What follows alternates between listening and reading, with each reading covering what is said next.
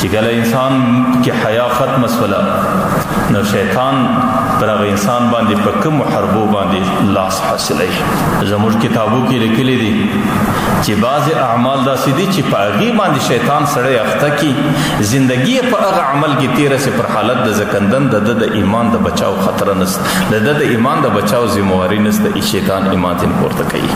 د ټولو څه مخکینی عمل شیطان انسان ته په دماغ کې دا ور پورته کي چې د شریعت احکام سړی پر ځان باندې بوج وبولي. دا د شیطان د طرفه ډېره لویه دسیسه. د شریعت احکام په دنیا کې انسان قابل عمل بره نه بولي. لکه نن سبا زموږ او ستاسو معاشره ده او زموږ او ستاسو معاشره خو نن سبا ځان ته روشن خیاله وایي او ځان ته تعلیم یافته معاشره وایي. د دې معاشرې چې کومې زنانې دي چې د هغې د کالجونو او د یونیورسټیو سره تعلق دی نو هغې د ځانه سره دا خبره نوټ کړې ده چې نن سبا د شریعت پرده چې ده هغه پر موږ باندې بوج ده. نن سبا معاشره کې د شریعت په پرده باندې عمل نشي کېدلی، حالانکه د شریعت چې کوم د پردې حکم دی زنانو ته هغه حکم د قیامته پورې قابل عمل دی. لیکن د دې په دماغ کې شیطان دا ورکړه چې نن سبا زما د کالج ماحول دی، زما د یونیورسټۍ ماحول دی او کالج او یونیورسټۍ معنا دا ده چې زه د بې حیایۍ په سیلاب کې لا روانه یم. نه زه سر پټولی سم، نه زه سر بیشتان پټولی سم، نه زه د بدن فرده کولی سم، نه زه د خپل عزت حفاظت کولی سم چې کله دا او نه زه دا که زه کوم دا پر ما باندې بوج دی یا دا شی که څه زما دپاره قابل عمل نه دی، دا زما په وس کې نه راځي. نو چې کله زندگی په دغه فکر او په دغه سوچ کې تیره شوله دا د شیطان حربه ده. او پر حالت د زکندن علماو لیکلي دي چې د دغه فکر والا سره ډېر ځله ایمان پر حالت د زکندن چې کوم دولتي قیمتي شی دی، قیمتي دولت دی، هغه کې شیطان پورته کوي. لکه د نن سبا تجاران دي چې کله په تجارت کې راسي نو شیطان په دنیا کې په دماغ کې دا ورکي چې یاره تجارت بغیر د رشوت او تجارت بغیر د دوکې او د درواغو نه کېږي. حالانکه د رشوت سزان قتل، د دوکې سزان قتل او د درواغو څخه په خپل کاروبار کې ځان قتل دا پیغمبر علیه الصلاۃ والسلام او زموږ شریعت دا د قیامت پورې قابل عمل بللی دي.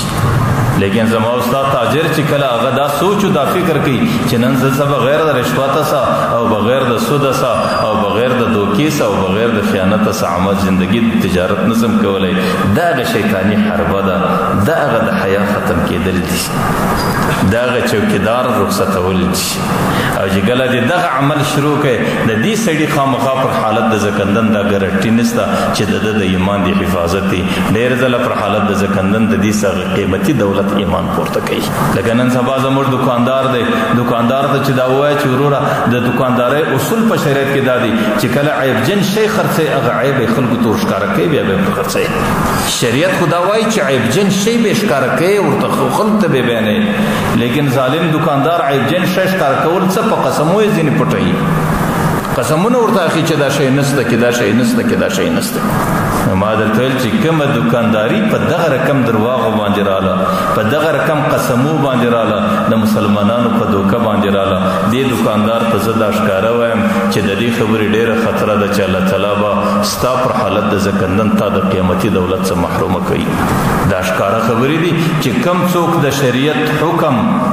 هغه پر ځان باندې بوج ومني، چې کم څوک د شریعت هغه احکام چې الله او د الله رسول د قیامت پورې قابل عمل بللی دي دی به یاره زموږ دکانداري نن په دغه شکل نسی کېدی، زما تجارت په دغه شکل نسی کېدی، زه پرده په دغه شکل زنانه وای نسم کولی. نو دغه شیطانی حربه ده او د دې متعلق علماو دا لیکلي دي چې دغه عظیم جرم دی چې د دې متعلق دا خطره ده چې شیطان د انسان سره پر حالت د زکندن هغه ایمانی او هغه قیمتي دولت پورته نه کړي. زه دا ومنم ګناهګاره یم،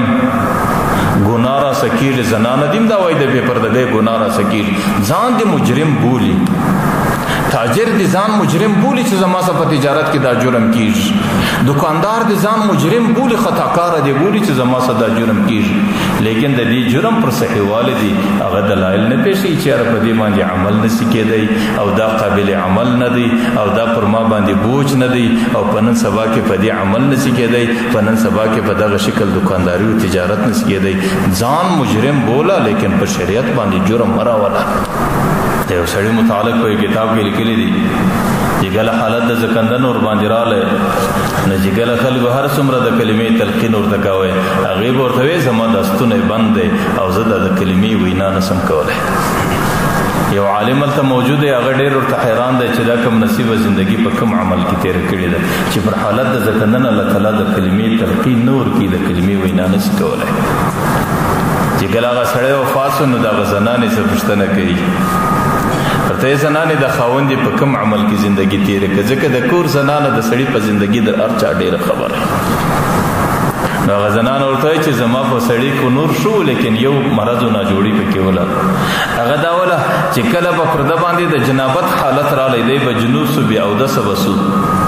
نو د به باره غسل نه کوي د بول بس په بني اسرائیلو کې غسل نسته او د بني اسرائیلو په دین کې د جنابت غسل نه و زموږ په دین کې هم نسته نو ځکه په دې دین کې هسې دا شی پر موږ باندې بوج لګېدلی دي نو هغه معلم دستي ویل چې دا هغه عمل دی د شریعت